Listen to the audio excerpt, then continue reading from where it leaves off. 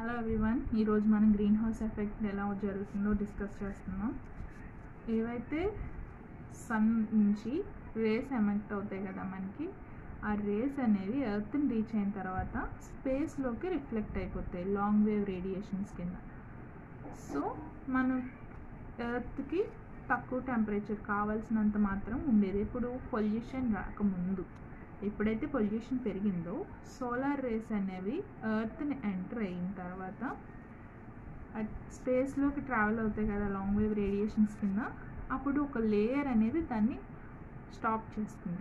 ఆ లేయర్ ఎలా ఫామ్ అయిందంటే పొల్యూషన్స్ వల్ల.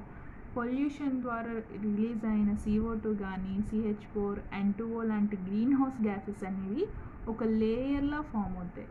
ఆ లేయర్ ఫామ్ అయింది ఏం చేస్తుంది, ఇక్కడ రిఫ్లెక్ట్ అయిన లాంగ్ వేవ్ రేడియేషన్ ఉంది కదా, ఈ రేస్ని మళ్ళీ రిఫ్లెక్ట్ చేస్తాయి ఎర్త్కి రిఫ్లెక్ట్ అవడం ద్వారా ఈ హీట్ అనేది ఈ స్పేస్లో ట్రాప్ అయిపోయి ఈ ఎర్త్ యొక్క సర్ఫేస్ని హీట్ చేస్తుంది. దీనివల్ల గ్లోబల్ వార్మింగ్ జరగడం, ఐస్ కరిగిపోవడం ఇలాంటివన్నీ జరుగుతాయి. ఈ ఎఫెక్టెస్ మనం గ్రీన్ హౌస్లో యూజ్ చేస్తాం. ఇది green house effect. Thanks for watching.